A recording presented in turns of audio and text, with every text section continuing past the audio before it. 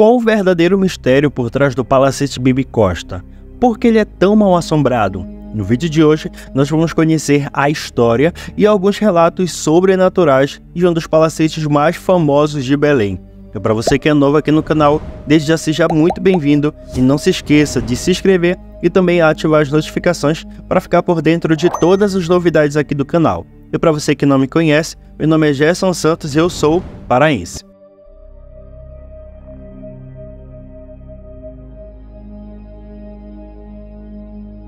Apelidado de Castelinho, o Palacete Bibi Costa é situado em uma área nobre de Belém e foi construído em meados de 1906, no período áureo da extração do látex da borracha na Amazônia.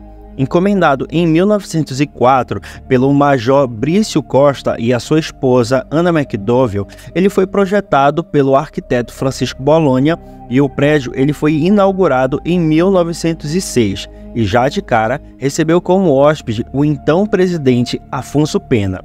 Foi construído em tempo recorde de 2 anos em um bairro e que era ocupado por famílias da elite. Seguida a linguagem eclética que representava a burguesia da época, o local também foi residência do Major Carlos Brizio da Costa, que tinha por apelido Bibi Costa. Até então, tratava-se apenas de uma bela obra eclética que celebrava a bela época amazônica, abastecida com o dinheiro do ciclo da borracha. Mas a casa foi a leilão com a morte de Brício Costa em 1909 e teve como segundo dono o seringueiro José Júlio de Andrade, que fez fortuna no interior do Pará. Mesmo com a escravidão abolida, relatos apontam que Andrade mantinha pessoas aprisionadas no palacete. Ganharam força nessa época os boatos sobre escravizados trabalhando no palacete, embora nada disso tenha sido provado. Quando o seringalista deixou Belém em 1952, o Bibi Costa foi vendido para o comerciante Lauro Ramos e 15 anos depois, repassado para o Departamento Nacional de Portos e Vias Navegáveis. A essa altura, as assombrações no local já eram famosas por não deixarem os funcionários públicos em paz. O terreno da construção foi diminuindo com o passar dos anos e com a alteração dos proprietários, perdendo parte da sua área posterior. Ao todo, são 4 pavimentos. O porão, que era alojamento dos empregados do palacete, o primeiro pavimento para uso social, o segundo pavimento para uso íntimo da família e 2 torres que tinham acesso apenas para a limpeza.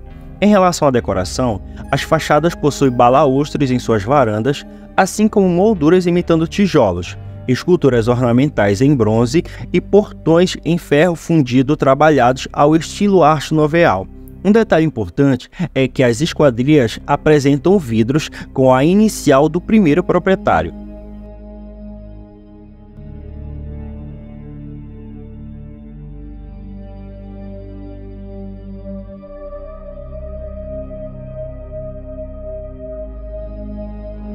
Alugado em 1987 para a Secretaria de Estado de Planejamento, o Bibi Costa matou 3 titulares consecutivos da pasta.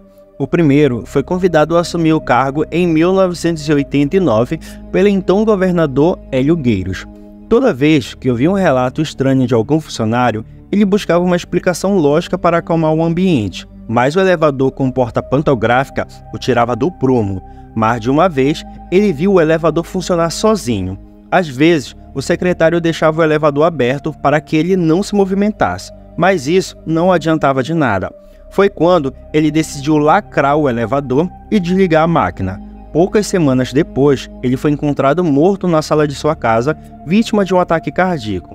Ainda com o elevador lacrado, o então secretário adjunto precisou assumir o posto, mas morreu logo depois enquanto caminhava pela Praça da República em Belém.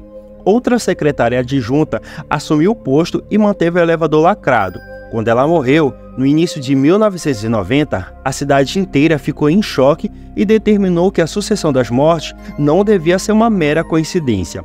Com dificuldades de conseguir um novo secretário de planejamento após diversas recusas, o governador Hélio Gueiros teria ordenado que o elevador voltasse a funcionar. Assim, as mortes então cessaram.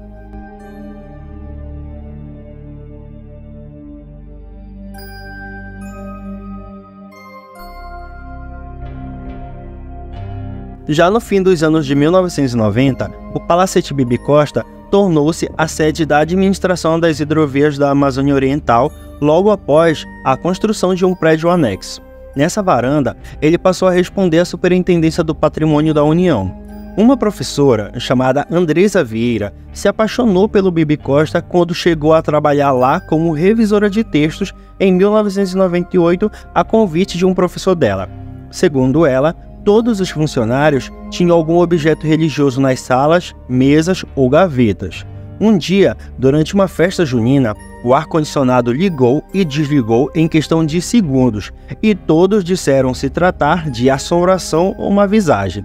Andresa não deu bola, mas durante uma chuva muito forte, Andresa precisou passar do horário. A ventania a fez fechar as janelas e ela não percebeu o avançar da noite. Foi quando ouviu passos em direção à sala onde estava. Ela saiu correndo descalça e deixou até a bolsa lá mesmo. Só deu tempo dela pegar o celular dela, mas ela foi empurrada na escada e não sabe por quem. Caiu e saiu correndo e chegou já sem voz no prédio anexo e foi acudida pelo guarda, afirma ela. Meses depois, ela começou a sonhar constantemente com o palacete pegando fogo. E em 2001, um grande incêndio tomou conta do local. Foi quando Andresa pediu demissão. Eu estava trabalhando aqui na Bibi Costa, era revisora, e uma noite eu passei do horário e fiquei corrigindo um relatório que era muito longo, quando de repente eu ouvi passos. Alguém abriu as duas portas da sala onde eu estava, e isso aconteceu 2 vezes. A primeira vez a pessoa abriu as 2 portas e saiu correndo. A segunda vez a pessoa abriu de novo as 2 portas, saiu correndo, e eu pensei que era o meu professor.